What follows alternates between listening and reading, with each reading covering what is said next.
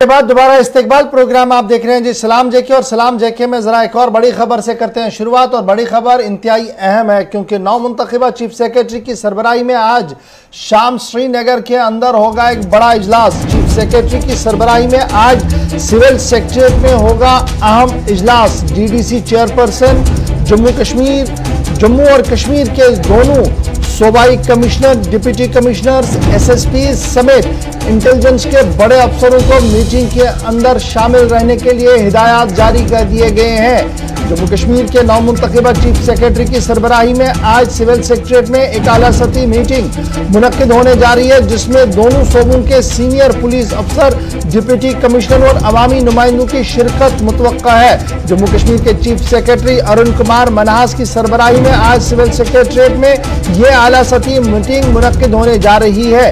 जराये के मुताबिक मीटिंग जम्मू कश्मीर के डीडीसी चेयरपर्सन जो है वो अपने इलाके की जो है वो बात रखेंगे कि किस तरीके से तरक्याती मंसूबा चल रहा है, और मुख्तलिफ जिला तरक्याती कमिश्नर अपने अपने फीडबैक्स देंगे। और माना जा रहा कि बड़े पैमाने पर यह पहली मीटिंग होगी डॉक्टर अरुण कुमार की जब से वो चीफ सेक्रेटरी बने हैं। तो आज बाद दोपहर यानी 4 बजे के बाद ये निशस्त जो है वो होनी है, और इसमें कुछ लोग टेली कॉन्फ्रेंसिंग के जरिए से आएंगे और फौज और पुलिस के आला अफसरों को भी मीटिंग के अंदर हिदायत की गई है कि वो मौजूद रहेंगे। तो अब आप समझ सकते हैं दिल्ली से लेकर कश्मीर के अंदर भी आज इंतहाई अहम इजलास मुनक्किद होने जा रहा है। चलिए, श्रीनगर के सिविल सेक्रेटरीट में आज ये मीटिंग होगी शाम 4 बजे, और अवामी नुमाइंदों के साथ साथ सूबाई इंतजामिया के अफसरान को इस इजलास में शिरकत करने की दावत दी गई है। बल्कि जब वो शरीक होंगे तो मुख्तलिफ उमूर पर, खासतौर से जो मौजूदा तरक्याती मंजरनामा है वो सामने रखकर उस पर तफसीली गुफ्तगू होगी।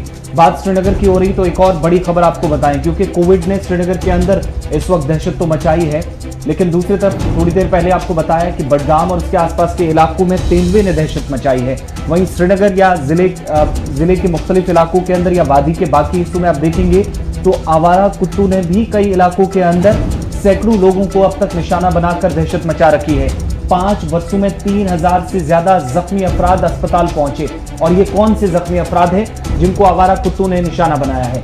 एसएमसी पर, श्रीनगर म्युनिसिपल कॉर्पोरेशन पर जिम्मेदारी थी कि जो स्टरलाइजेशन सेंटर्स हैं, नसबंदी के लिए जो मराकज़ हैं, उनका कहीं ना कहीं वो कायम करके इस दहशत से अवाम को बाहर निकाला जाए। लेकिन मुख्तलिफ इलाकों के अंदर आज भी लोग पैदल चलते वक्त इसलिए घबरा रहे हैं कि शायद आज भी अगर वो घर से बाहर निकलेंगे तो एक बड़ी परेशानी कोविड के बीच वो है कि पहले ही 5। अब आसिम ये सवाल है कि ये सिर्फ श्रीनगर की सूरत हाल अगर ऐसे होती तो शायद ये लगता कि कुछ मिसमैनेज हो रहा है, लेकिन एंटायर कश्मीर प्रोविंस की सूरत हाल यही है। नॉर्थ कश्मीर से लगातार खबरें आ रही और कल हमने देखा कि 3 बरस की छोटी बच्ची जो है वो कुत्तों का शिकार किस तरीके से बनी और बाद में उसको अस्पताल लाना पड़ा, और बीरवा बडगाम से ये खबर सामने आई थी।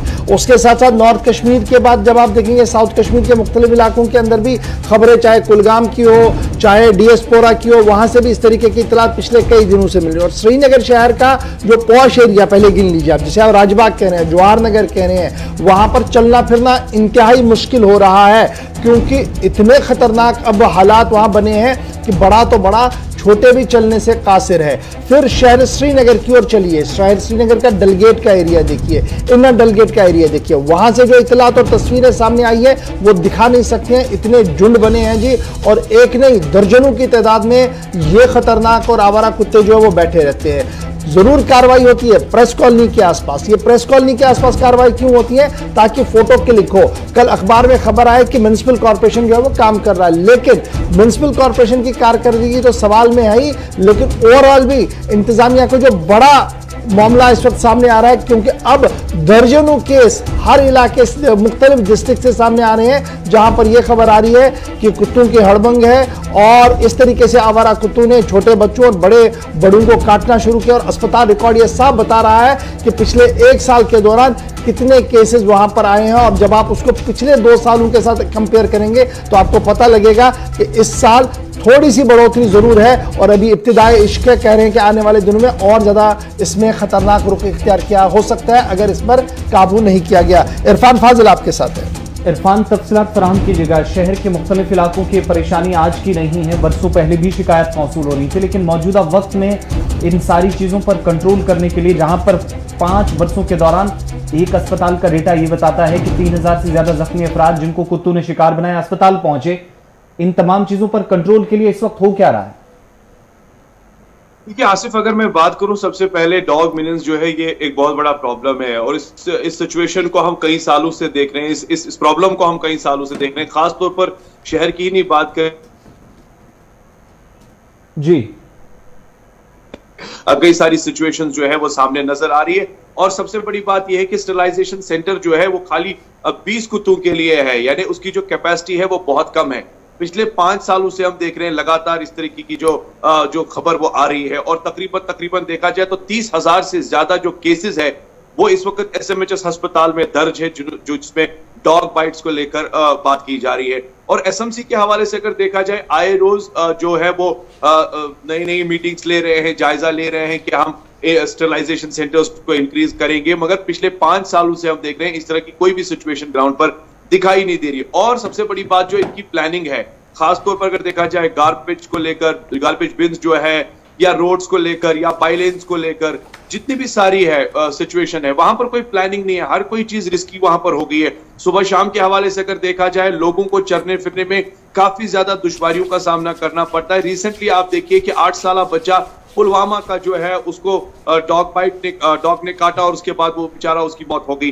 तो कह सकते हैं कि ये सिचुएशन जो है ये बढ़ती जा रही है और इसकी सबसे बड़ी प्रॉब्लम ये है कि जितने भी स्टरलाइजेशन सेंटर्स है वो कम है। और अब अगर सवाल पूछा भी जाता है तो कहा जाता है कि पहले 370 के मामला थे, वहां पर हालात थोड़े खराब हो गए, काम रुक गया। अब उसके बाद कोविड के मामला चल रहे हैं, काम रुक गया। तो कह सकते हैं कि ये बहाने हैं और अगर उनकी आंख खुलती है तो आंख खुलती है वहां पर जहां पर एक फोटो क्लिक होगा, जहां पर वीडियो कैमरामैन फिल्म कैप्चर करके शाम को न्यूज में दिखाएगा। मैक्सिमम ऐसे इलाके हैं जहां पर इस वक्त कई सारी शिकायतें लगातार मौसूल हो रही है, चलने फिरने में काफी ज्यादा दुश्वारियां, खास तौर पर बच्चों को लेकर। इस वक्त बच्चे जो हैं घर से बाहर निकलना उनका मुश्किल हो गया है। इनफैक्ट सुबह नमाज के लिए जो मस्जिद में जाता है उनका भी मानना है कि सबसे पहले जी हाँ वहां पर 50-50, 60-60 कुत्ते जो है वो सड़क पर घूम रहे होते हैं, आवारा कुत्ते, जिनकी स्टरलाइजेशन काफी ज्यादा इंपॉर्टेंट है। बहुत शुक्रिया जी हमारे साथ ज्वाइन करने के लिए। फिलहाल जब मैं श्रीनगर शहर की बात करता हूं तो शहर के अंदर बाबा शहर हो या इस इदारे के जो जिम्मेदार हैं उन्होंने ज़रूर ये कहा था कि जनाब सेटलाइजेशन सेंटर बनाया गया ताकि कुत्तों की जो आबादी बढ़ रही है, नस्ल बढ़ रही है, रुक सके। लेकिन वो ख्वाब ही रहा, पूरा नहीं हुआ और जिस तरीके से वो हो रहा है उससे लग रहा है कि 50 साल तक भी ये पूरा मामला जो है वो नहीं चलेगा। बढ़ते हैं जी आगे, ज़रा बात कमेटी की करते हैं, हाई पावर कमेटी की करते हैं, क्योंकि उसके बाद आपके सामने हम फिगर्स रखेंगे। यह हाई पावर कमेटी सरकार ने बनाई थी और एडवाइजरी कमेटी की जम्मू कश्मीर इंतजामिया को हिदायत आई है, यानी एडवाइजरी कमेटी की तरफ से रिपोर्ट जो है वो सामने रखी गई है। क्यों ये रिपोर्ट इंपॉर्टेंट है? क्योंकि तीसरे वेव की आमद है और तीसरे वेव से कबल एडवाइजरी कमेटी ने अपना एक्शन प्लान जो है वो सामने रखा है सरकार के कि आपने क्या कुछ करना है। उसमें कुछ चीजें हैं जो हम आपके साथ शेयर करेंगे। एक ये कहा गया कि हमने स्ट्रेंथन करना है, यानी जितनी हमारी कैपेसिटी आईसीयूज की है उसे बढ़ाना होगा। आईसीयू मतलब बेड लगाने तक ही महदूद नहीं है, वहां पर टेक्निकल और नॉन टेक्निकल इश्यूज जो हैं उसको एड्रेस करने के लिए मैन पावर को लगाना होगा, यानी स्ट्रेंथन ऑफ आईसीयूज जो है वो ऑन टॉप प्रायोरिटी होना चाहिए गवर्नमेंट मेडिकल कॉलेज के अंदर, चाहे नया हो या पुराना हो। दूसरी बड़ी बात जो है वो ये कहा गया है कि जो हमारी कैपेसिटी है, इनटेक कैपेसिटी, उसको भी बढ़ाना होगा।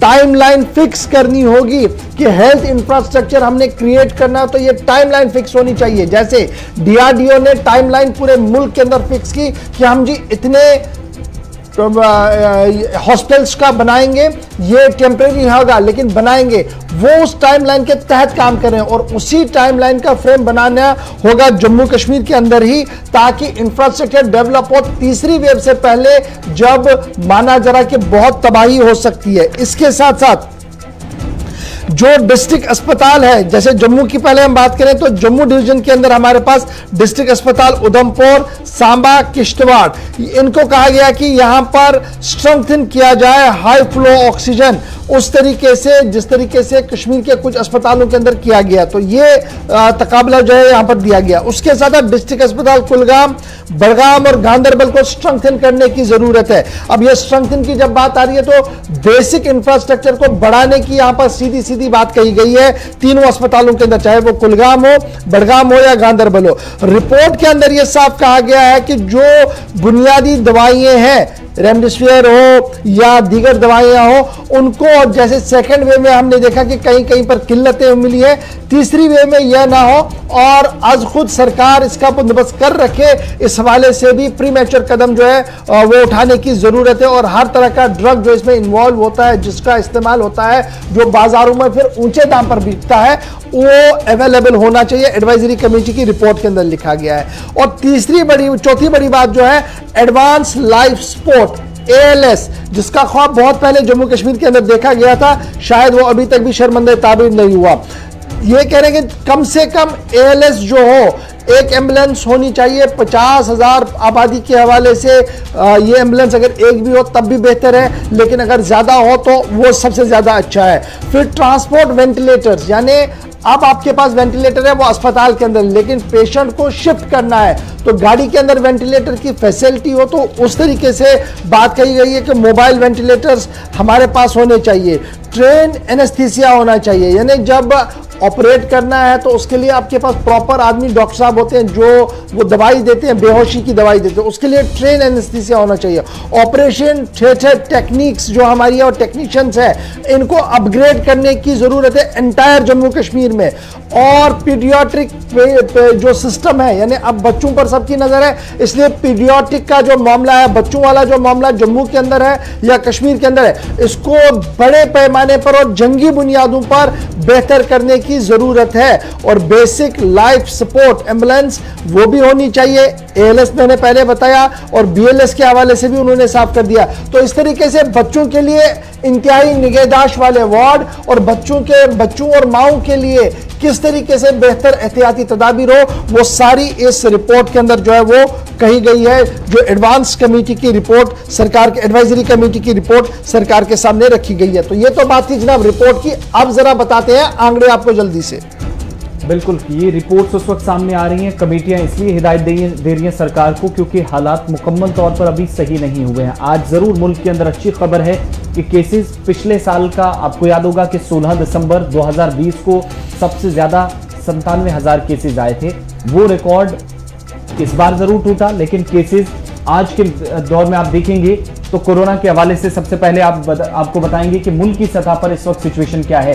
तीसरी लहर से कबल इंतजामिया ने हिदायत दी है जम्मू कश्मीर इंतजामिया को, लेकिन मुल्क के अंदर कोविड के मुस्बत मामलात में आज मजीद कमी देखी गई है। तकरीबन 30,000 केसेस का ग्राफ नीचे गिरकर गुज़श्ता 24 घंटों में 1,01,159 मुस्बत मामलात दर्ज किए गए हैं।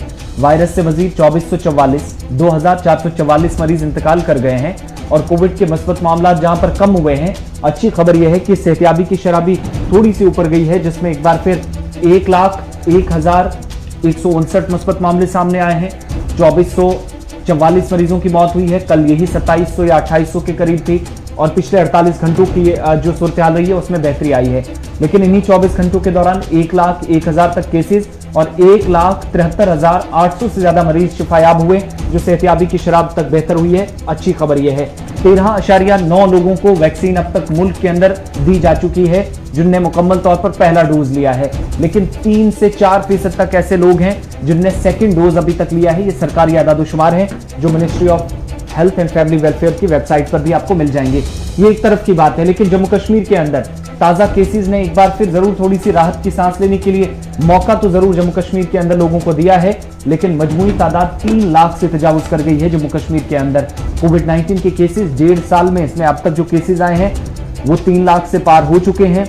मुसलसल दूसरे रोज भी 1500 से कम यानी 1440 मुस्बत मामले सामने आए हैं। और कोविड के बाद अगर कोई बड़ी परेशानी माहिरीन के लिए, आवाम के लिए है तो ब्लैक फंगस है, जिसके जम्मू कश्मीर के अंदर अब तक 19 केसेस रिपोर्ट हो चुके हैं। कुल मिलाकर आप देखेंगे तो म्यूकरमाइकोसिस यानी ब्लैक फंगस के केसेस जिसमें बतदरीज इजाफा हो रहा है। 19 मामला मुख्तलिफ डिस्ट्रिक्ट के अंदर जो सामने आए हैं। 4 लोगों की अब तक जम्मू के अंदर मौतें हुई है। श्रीनगर में 2 ऐसे केसेस सामने आए थे जिनकी तस्दीक बाद में इंतजामिया ने की थी। इसी तरीके से जम्मू के अलग अलग डिस्ट्रिक्ट पुंछ, कठुआ और जम्मू में 4 कोविड-19 के बाद जो मरीज सेहतियाब हुए थे ब्लैक फंगस से जिनकी मौत हुई है। 8 cases suspected Jammu Kashmir union territory के अंदर अभी भी हैं। 19 केसेस की तस्दीक हो चुकी है, यानी 19 एक तरफ 8 एक तरफ। उन 8 की रिपोर्ट्स अभी आज शाम तक और कल शाम तक आ जाएंगी जो आना बाकी है। और मजीद जो केसेस सामने आए हैं, 4 अमवात जो अब तक हुई हैं वो जम्मू प्रोविंस के अंदर, लेकिन 19 केसेस की मुकम्मल तौर पर जम्मू और श्रीनगर के अंदर भी या दोनों सूबों के अंदर अभी तक तस्दीक हो चुकी है। चलिए, ये जब बात हो रही थी जनाब केसेस की, तो वैक्सीन का हवाला तो हमने सरकारी तौर पर आपको बता दिया, लेकिन अब जो और एक मामला इसके साथ है कि 2 तरह की वैक्सीन हो रही है, एक 45 साल से ऊपर और दूसरा 18 साल से ऊपर। लेकिन जब आप जम्मू कश्मीर के चश्मे से इसको देखेंगे, इस पूरी खबर को देखेंगे, तो जम्मू कश्मीर में 60 लाख अफराद से ज़्यादा लोग ऐसे हैं, 60 लाख से ज़्यादा लोग ऐसे हैं जिन्हें टीकाकारी की मुहिम जो है वो मुंतज़िर है इसके, यानी 60 लाख से ज़्यादा आबादी ऐसी है जिन्हें अभी न तो 1 लगा ना ही 2 लगा। और 45 साल से ज़्यादा की उम्र के 7 लाख से ज़्यादा आबादी ऐसी है जो अभी मुंतज़िर है। और 18 से 44 साल के तकरीबन 52 लाख से ज़्यादा अफराद अभी अपनी बारी का इंतज़ार कर रहे हैं। रफ्तार क्या कुछ है, हर दिन मैं आपको ग्राफिक के जरिए से समझाता हूं कि पूरे दिन में कितने सेंटर्स होते हैं, लेकिन पिछले कई दिनों से हम एक चीज़ जो नोट कर रहे थे वो ये थे कि हर दिन सेंटर कम हो रहे थे। आज मैं अभी देख रहा था कि डिपार्टमेंट ऑफ इंफॉर्मेशन की तरफ से जो जम्मू कश्मीर महकमा इत्तलात है उनकी तरफ से आज एक बार फिर इश्तिहार आया है जिसमें कहा गया कि वैक्सीनेशन के सेंटर्स कहाँ कहाँ पर होंगे। आज एक एक करके उनकी बारीकबीनी से देखा जाएगा कि क्या वाकई तौर पर वो चलते हैं नहीं चलते, क्योंकि अक्सर हमने देखा कि जब भी वो इश्तिहार आए उनमें 70 to 80% ऐसे सेंटर्स थे जहां पर वैक्सीन हुई ही नहीं, वैक्सीन आया ही नहीं, लेकिन नाम आए थे। हमने ग्राउंड जीरो से रिपोर्ट भी आपको दिखाई थी। तो फिलहाल जम्मू कश्मीर में मुख्तलिफ मामला चल रहे हैं और उन मुख्तलिफ मामला के बीच वैक्सीनेशन का प्रोग्राम किस रफ्तार के साथ चल रहा है, डिटेल्स आपके सामने। 60 लाख से ज्यादा अफराद ऐसे हैं जो शुरुआत में आपने बताया कि वैक्सीन का इंतजार कर रहे हैं, लेकिन इनमें एक बड़ी आबादी वो भी है पहला डोज जिनको मिल चुका है, पहली खुराक लेने वाले, उनको दूसरी खुराक का इंतजार है, या जिन लोगों की उम्रें 18 से 45 साल तक है। क्योंकि 1 मई से प्रोग्राम स्टार्ट हुआ था तो मई का पूरा महीना इसी तरीके से खाली गया। 18 बरस से ऊपर जिन लोगों की उम्रें हैं उनको भी वैक्सीन का इस वक्त इंतजार है। अगर किसी को मिली है तो वो दूसरे के लिए इंतजार कर रहा है। कुल मिलाकर कश्मीर सूबे में 4,99,094 अफराद को अभी तक वैक्सीन नहीं दिया गया है। इनमें अनंतनाग में सबसे ज्यादा है, 1,44,000 प्लस इन लोगों की कैटेगरीज बनती है जो इस वक्त इंतजार कर रहे हैं 45 साल से ज्यादा जिन लोगों की उम्रें हैं। 2 ऐसे डिस्ट्रिक्ट जो इंतजामिया ने कश्मीर सूबे से शोपियां और गांदरबल रखे थे जहां पर वैक्सीनेशन का 100% जो टारगेट फिक्स था इंतजामिया का वो मुकम्मल हो चुका है, लेकिन 8 डिस्ट्रिक्ट अभी भी बाकी हैं जहां पर दूसरा डोज या पहला डोज जिनको अभी तक मिला है उनकी भी बड़ी तादाद है और जिनको दूसरे डोज का इंतजार है उनकी भी एक बड़ी तादाद बनती है। इसी तरीके से महकमा सेहत के आदादोशुमार बताते हैं कि जम्मू सूबे के अंदर कश्मीर वादी के मुकाबले वैक्सीनेशन प्रोग्राम ज्यादा तेजी के साथ चला है। जम्मू के अंदर जिन लोगों को टीके अभी तक लगाए गए हैं, वैक्सीन जिनको दी गई है, कुल मिलाकर जम्मू सूबे के अंदर 9,730 अफराद को जो 18 से 44 साल जिनकी उम्र बनती है जिनको इंजेक्शन लग चुका और पहला डोज ही अभी तक लगा है, जबकि 28,950 कश्मीर में ऐसे लोग हैं जिनकी उम्रें 18 से 45 साल है जो 1 मई के बाद प्रोग्राम स्टार्ट हुआ था। इन 30 से 35 दिनों के अंदर वैक्सीन अभी तक लगी है।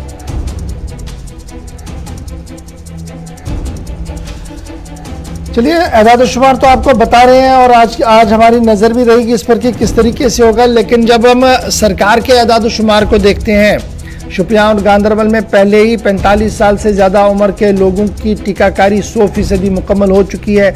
जम्मू सूबे में भी 2 लाख से ज़्यादा बल्कि 2.5 लाख से ज़्यादा लोग ऐसे हैं जो अभी कोरोना मुखालिफ वैक्सीन लगाना बाकी है, जिनमें से जम्मू के 8,880, उधमपुर में भी 40,000 से ज़्यादा, रजौरी में 45,000 से ज़्यादा, कठुआ में 40,000 से ज़्यादा, और हर जगह पर इस तरीके की सूरत हाल जो है वो सामने आ रही है। लेकिन सरकारी एदाद-ओ-शुमार के मुताबिक 45 साल से ज़्यादा उम्र के कोविशील्ड जो इंजेक्शन लगाती है 71% लोगों को वैक्सीन लगाया गया है, जबकि 19% लोगों को अभी लगाना बाकी है। यह सरकार खुद मानती है कि 19% आबादी ऐसी है 45 साल से ऊपर जिनको अभी वैक्सीन नहीं लगाई गई है।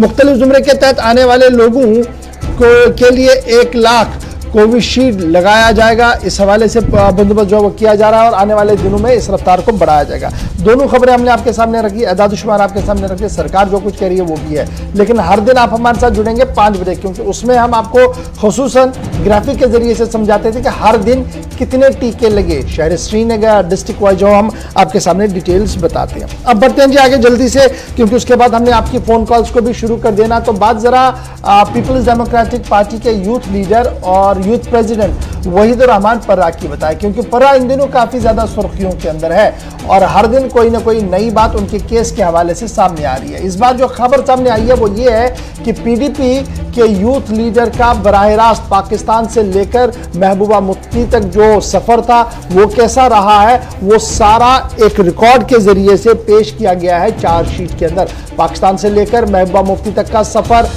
बराह रास्त मिलिटेंटों के साथ राब्ते में थे, ये इल्ज़ाम है चार्जशीट के अंदर। और फिर ये भी कहा गया है कि किस तरीके से उन्होंने मदद पहुंचाई है उन लोगों को जो रियासत को तोड़ने की दर पर है।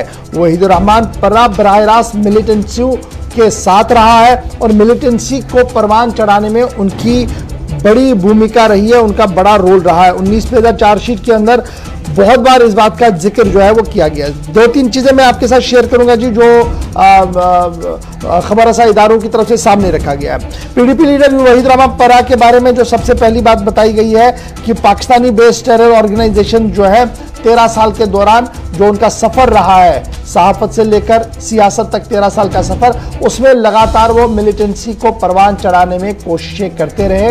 एक और दूसरी बड़ी बात उनकी 19 पेजा चार्जशीट के अंदर यह कही गई है कि उन्होंने पाकिस्तान का सफर 2007 में किया और वहां पर पाकिस्तान के अंदर हिजबुल मुजाहिदीन के सरपरस्त सईद सलाहुद्दीन का इंटरव्यू किया और बाद में वापसी पर आकर उन्होंने अपनी मकामी टेलीविजन चैनल पर जो वो लोकल केबल चैनल चला रहे थे उस पर उसे ऑन एयर भी किया है। ये भी उन पर इल्जाम है और ये माना जा रहा है कि उसके बाद से ही वो लगातार हिजब के राब्ते में आए और मुख्तलिफ लोग उसके साथ राब्ते में थे और जम्मू कश्मीर के अंदर किस तरीके से पॉलिटिकल सिस्टम से उन्हें फ़ायदा मिले, मिलिटेंसी को फ़ायदा मिले, उसके लिए वो काम करते रहे। फिर एक और चीज़ जो इस चार्जशीट के अंदर जो है वो ये भी है कि एक तरफ से जहां उन पर ये संगीन इल्ज़ाम लगाए गए हैं तो एक चार्जशीट ये है। दूसरा आपको याद होगा कि कौमी तहकीकाती एजेंसी की एक अलहदा इन्वेस्टिगेशन चल रही है जिसमें उनकी टेरर फंडिंग का मामला है कि किस तरीके से जम्मू कश्मीर हुर्रियत कॉन्फ्रेंस गिलानी ग्रुप है उनके साथ उनके राब्ते थे और किस तरीके से बुरहान वानी से लेकर 2014 के एजिटेशन को चलाने की कोशिशें की गई हैं, उसमें कितना फंडिंग आया है, किस तरीके से दिया गया है, वो इल्ज़ाम भी इनके सर पर है। और फिर CIK ने जो इन्वेस्टिगेशन शुरू की और अपनी बात सामने रखी है उसमें और कुछ उन्होंने चीजें जोड़ी है। तो फिलहाल वहीद पर्रा बंद है, पीडीपी के सीनियर लीडर है और उनके वकला क्या कुछ कह रहे हैं। वकला का मानना है कि ये जी पॉलिटिकल वेंडिटा है, ये सियासी इंतकाम गिरी है और पीडीपी को खामोश करवाने के लिए इस तरीके के हथकंडे जो है वो किए जा रहे हैं। महबूबा मुफ्ती का बयान आपने पहले ही सुना था जो उन्होंने कहा था, लेकिन अब सबकी नजरें अदालत में है क्योंकि चार्जशीट आ चुका होगा, अब इसका काउंटर करना है। अदालत क्या कुछ कहेगी, सबकी नजरें वहीद पर्रा केस के हवाले से अब अदालत पर मरकूज रहेंगी। चलिए खबरों के सिलसिले को थोड़ी देर के लिए रोकते हैं, कॉलर्स हमारे साथ इंतजार कर रहे हैं और उसके बाद आपको बताएंगे कुछ मजीद अपडेट्स जैसे जैसे आते जाएंगे। पहले कॉलर हमारे साथ इस वक्त हैं, कहां से, कौन सा, अपना नाम बताइएगा। हेलो हेलो, अस्सलाम वालेकुम। वालेकुम अस्सलाम। मैं ओमपोरा बड़गाम से गुलाम अहमद बोल रहा हूँ। जी बताएं। हमारी पहले फोन में हमने किया था, हमारे यहाँ पानी नहीं है सर। ओमपोरा बड़गाम किस एरिया में जी पानी नहीं है? ओमपोरा पूरे इलाके में पानी नहीं, क्योंकि ओमपोरा बहुत बड़ा इलाका है। मेन ओमपोरा है, बड़ा गांव है ओमपोरा जी, जहाँ हाल ही में यहाँ कॉलोनी है ना, हाउसिंग कॉलोनी जी, उसके नीचे है। हम वहाँ एक बच्ची को भी टेंडुआ ने उठा कर लिया है। अच्छा जी, वही हम नीचे है, रेलवे स्टेशन के आसपास है। चलिए बहुत शुक्रिया जी कॉल करने के लिए। चलिए जी एक और कॉलर दे दीजिएगा। हेलो अस्सलाम वालेकुम। जी वालेकुम सलाम व रहमतुल्लाह। जनाब ठीक अल्हम्दुलिल्लाह रब्बिल आलमीन जनाब आचार पे जीशान अहन जीशान साहब वनियो पाई बोड़ बार जियारत जनाब सोबन अहन अत 13 तबरुकात अगर पीर वन अगर 14 मे हाजस ये अति मगर अत वन म्यूनसिपलिटी वल करान ये रात तुत बत्रावान बागस मज हून अल्लाह ताला वुचम रात पो गुनागार चमो लग भग हून 200 रात तीर सोर 200 हून अतन अच्छा तुम वन मकसद और योर रटित ना पे त्रावान जनाब सबने आस्थान के पार्क की ब्रोट कई जनाब सब पार्क के मज क्या बोड़ बार ग्राउंड अहन बुनियाल त्रावान पे अति ये ोट तम संभरावान यह गलत कत पे जियारत ब्रो कन चलो सठा शुक्रिया कॉल करने बाबत जीशान साहब और ये कत वन बाबत कि अगर और योर शहरस अंदर क्या गसान तत अना पे त्रावान जनाब सब ने आस्थानस ब्रोट के पार्क में। चलिए जी एक और कॉलर दीजिएगा। हेलो हेलो जी सलाम गवर साहब और मेरे छोटे भाई आसिफ को सलाम सर। वालेकुम अस्सलाम व रहमतुल्लाह।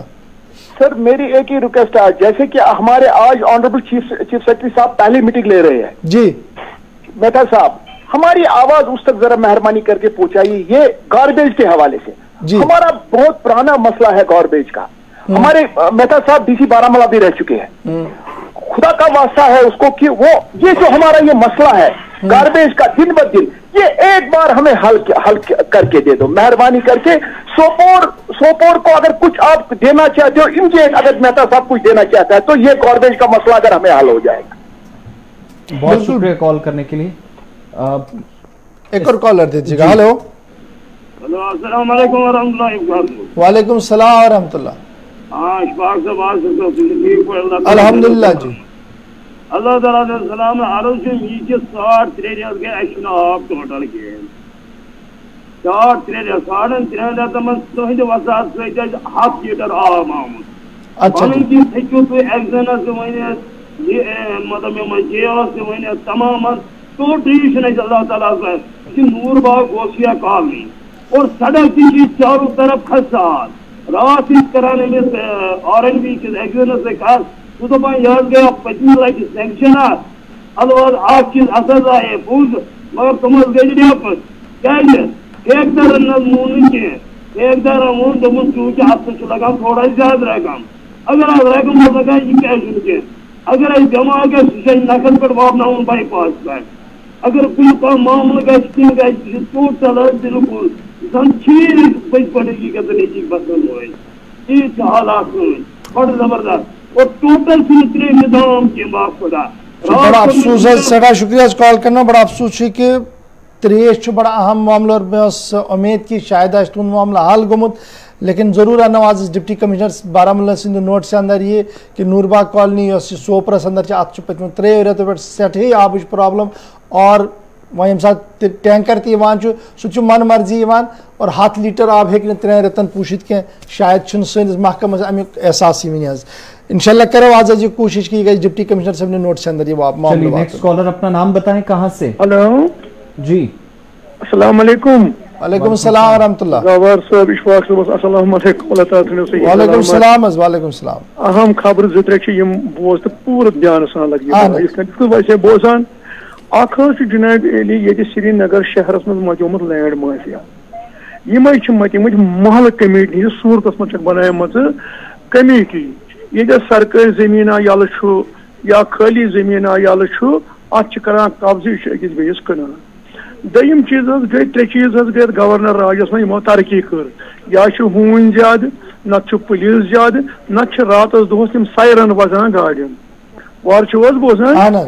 3 मसलो करान DCS फोन सह तुलानी करान डिविजनल कमिश्नर फोन सह करान म्यूनसिपलिटी जिम्मेदार सह तुलानी यह वह हुकूमत असरात क्या 3 चीज गवर्नमेंट सिक्योरिटी कर प्रोवाइड तम सोजान तौर सिक्योरिटी वलिस दपान जनाब मे बिस्तर बे बत तो बे शंगे अंदर कन यह वह यह गो सिक्योरिटी हाल अम पे ना हम तुलान फोन ना कह चीज करान हालात कह प्रिसगारा क्राइम ब्रांच कत म्यूनसिपलिटी महकम कत चूरिम चीज divisional commissioner court order daily wage मुलाजिम या क्लास 4 मुलाजिम सूच हस्पताल मज ड्यूटी करान वाटर वर्कस मज म्यूनसिपलिटी मज अदर डिपार्टमेंट मज तिमन थम सारे हस्पताल मज ड्यूटी आम महकम करान डेलीवेज मुलाजिम या क्लास 4 मुलाजिम वन गो यह मुश्किलात ना कुन आब ना सड़कन रख रखावी कुन कह सफाई कर्मचारी मारवती मज तवेरा गाड़ी मज ना बह कर सफाई या कोविड वो क्या बन जनाब। शुक्रिया कॉल, बहुत शुक्रिया जी। नेक्स्ट कॉलर अपना नाम बताएं, कहां से? हेलो जी सर, मैं पुंछ से हूँ। मैंने ये मुग रोड के बारे में बात करनी है सर। 2 महीने से मुग रोड खुली है लेकिन आम लोगों को मुग रोड से जाने नहीं देते हैं, जबकि बिहार, उड़ीसा, दिल्ली, यूपी से लाखों लोग आते हैं। हम पुंछ राजौरी के लोगों को क्यों पाबंद किया जाता है? चलिए, बहुत शुक्रिया कॉल करने के लिए प्रोग्राम में। मुगल रोड फिलहाल इमरजेंसी के लिए सेंथन टॉप और मुगल रोड को खोला गया है और जैसे हालात कश्मीर में थोड़ी बेहतर होंगे, चूंकि अभी तक बंद था, कोरोना कर्फ्यू भी चल रहा है, तो शायद इसके बाद इंतजामिया कोई राहत की खबर सुनाए। नेक्स्ट कॉलर, नाम बताएं अपना। हेलो जी। हाँ, मोहम्मद असलम देवा सर, किश्तवाड़ से। जी जी बताएं। देवा साहब, अस्सलाम वालेकुम। गवर साहब को भी और आपको भी। जी वालेकुम सलाम हुजूर। सर, फिर वही रोना, पुराना रोना ही। कल फिर से हम आपके चैनल से देख रहे हैं कि 30 प्लांट और हो गए सैंक्शन जी, लेकिन अफसोस का मकाम है कि हमारा पहला ही प्लांट नहीं लगा है। तो इनमें से 15 जम्मू और 15 कश्मीर के लिए आपने बताया जी। चीफ सेक्रेटरी साहब की पहली मीटिंग है जी, तो प्लीज कुछ करवा दीजिए, हमारा पहला प्लांट लगे। दूसरे की बात ही नहीं सर। अशफाक साहब, एक बात और सुनो जी, ये मेरी आवाज खाली नहीं है, अलबत्ता ये एक वसाइल है मेरे डिस्ट्रिक्ट का। बिल्कुल। अभी अभी 10 मिनट पहले गुलाम हैदर साहब बेग हैं यहाँ, एक बहुत पुराने उस्ताद, लगभग 100 साल के हैं। उन्होंने मुझे कल से 4 फोन किए। वो हलर के रहने वाले हैं, बहुत ही अच्छे उस्ताद रहे हैं और सोशल रहे हैं। उन्होंने भी मुझे रिक्वेस्ट की है कि आप भी मेरी तरफ से गौहर साहब को, क्योंकि वो बात जरूर जी इंशाल्लाह आवाज आपकी उठाएंगे जी। बड़ा इंपॉर्टेंट आपके मामलात रहते हैं और मुझे उम्मीद है कि हुकूमती जिम्मेदार भी सुनेंगे इस बात को कि कितना ज़रूरी है ये डेवलपमेंटल पार्ट। और ये जब आज रिव्यू हो रहे हैं तो उन इलाकों की ख़ुसूसी तवज्जो दी जाए जो शायद अभी भी इंतज़ामिया की नज़रों से ओझल है और शायद उन्हें ये लगता है कि वहाँ जाने से हमें ज़्यादा कोई फ़ायदा नहीं मिलेगा जी। चलिए जी, एक और कॉलर दे दीजिएगा। हेलो, अस्सलाम वालेकुम। वालेकुम सलाम वरहमतुल्लाह। सलाम जी। अच्छा 2018 मज गामस मज पाइप लगित त्राम सा अहन तथ लेकिन वुम तक गई ना फंक्शनल कह।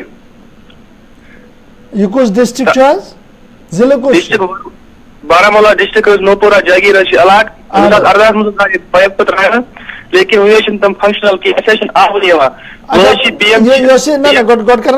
सैंक्शन गए पाइप लाइन त्रावन खत ताजन महलस यह आब सो पाइप त्रो खा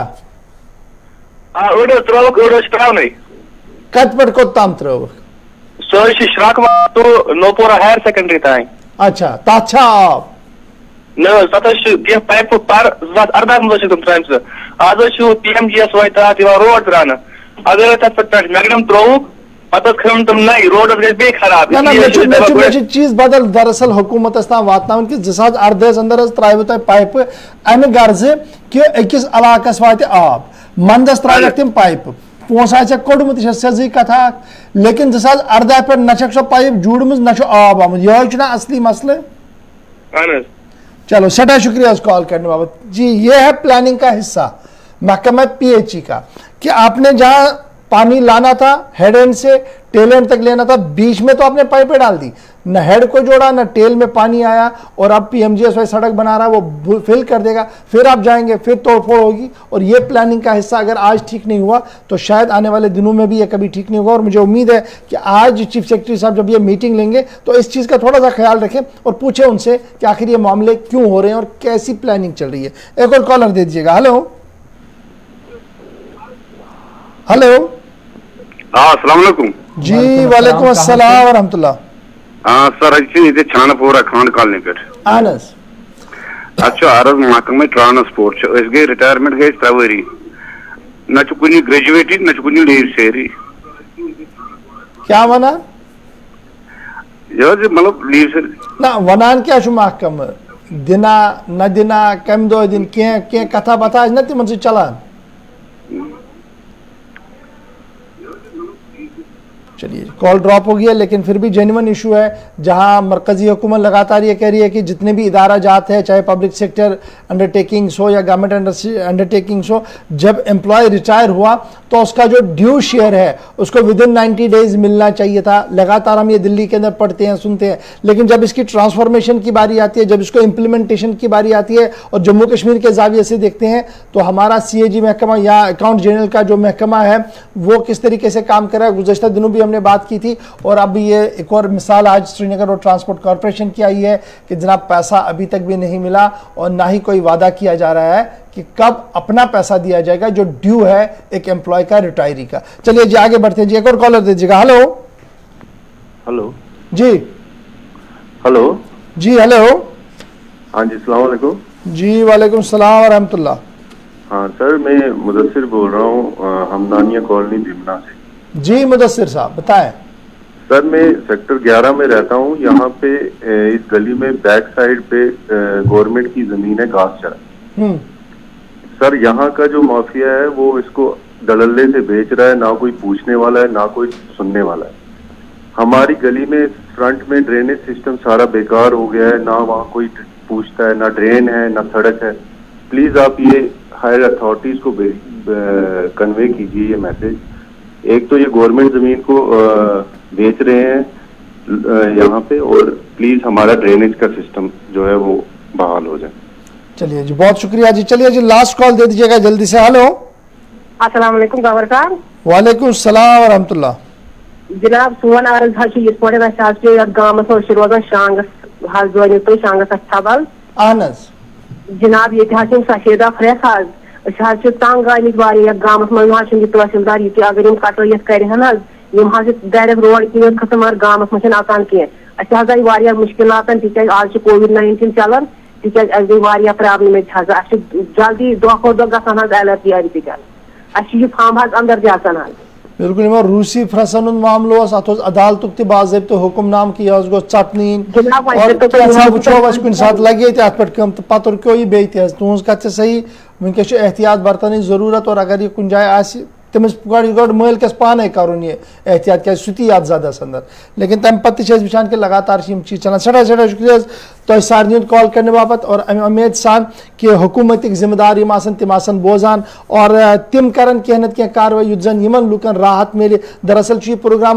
मुख्तसर वक्त थोमुत यह तुज आवाज़ हुकूमत ताम वातन कोशिश और सन उम्मीद यह कि हुकूमती जिम्मेदार तिम रोजन लगातार प्रोग्राम मॉनिटर करान और यमन कथन दल दिवान यम कथ लुक तुह ताम वातनावान कोविड किन तुम दरवाज थमित बंद अच्छा थम सिर्फ चैनल ऑफ कम्युनिकेशन यल युत सरकारस ताम कथ वतित है जी। चलते चलते जी दो बड़ी खबरें आ रही हैं जी। एक तो ट्रेन का एक्सीडेंट हुआ है वो भी आपको बताएंगे कहां पर हुआ है क्या कुछ हुआ है, लेकिन उससे पहले जरा आपको बताते हैं सरकार का एक और बड़ा फैसला जो हुआ था रॉयल्टी को लेकर, यानी दरियाओं से रेत बाजरी निकालने का मामला था, लेकिन जम्मू कश्मीर में माइनिंग का मामला जो है वो उलझता हुआ नजर आ रहा है और इंतजामिया के बेहतर निजाम का दावा करना एक बड़ा शराब साबित हो रहा है। ये मैं इसलिए आपको बता रहा हूं क्योंकि लगातार हुकूमती इदारों की तरफ से यह फैसला लिया गया था दिसंबर 2019 में ऑक्शन किए गए 200 ब्लॉक दरियाए जहलिम के, जहां से अपने रेत बाजरी और दीगर चीजें निकालनी थी, सैंड एक्सट्रैक्शन करना था।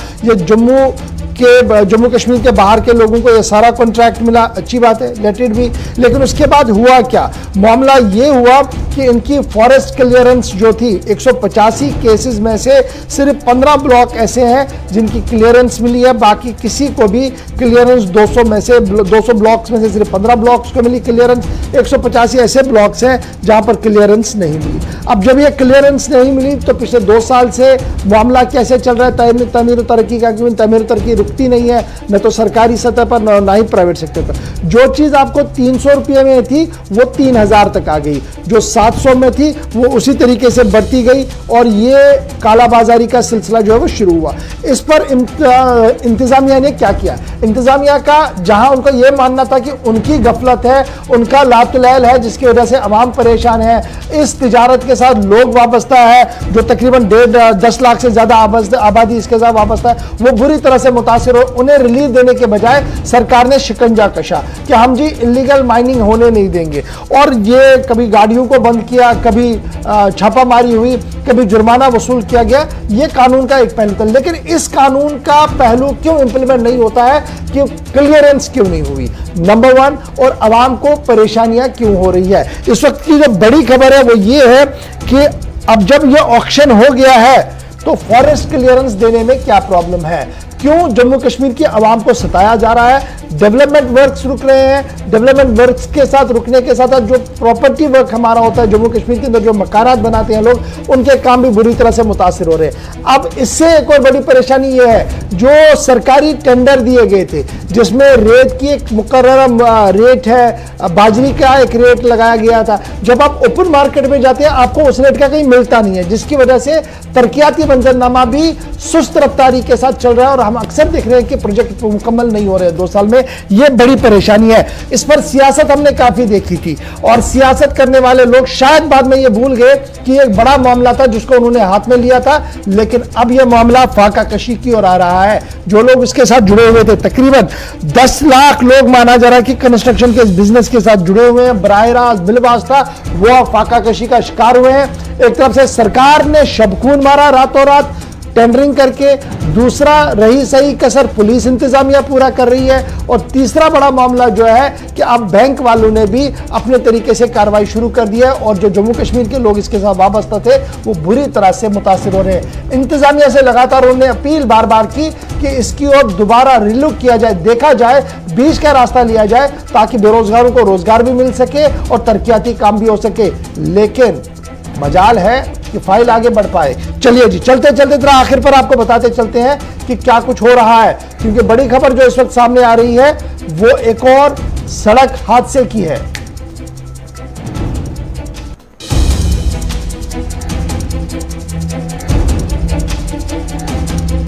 चलिए, खबर पाकिस्तान से आ रही है जहां पर सक्कर ढेर के करीब 2 ट्रेनों में तसादुम हुआ है, जोरदार टक्कर हुई है और दुख भरी खबर ये कि 32 मुसाफिर अब तक हलाक हो चुके हैं। हालांकि ये तादाद इस वक्त आहिस्ता आहिस्ता बढ़ रही है, लेकिन 32 की अभी तक कंफर्मेशन कर दी गई है पाकिस्तानी रेलवे हुकाम की तरफ से।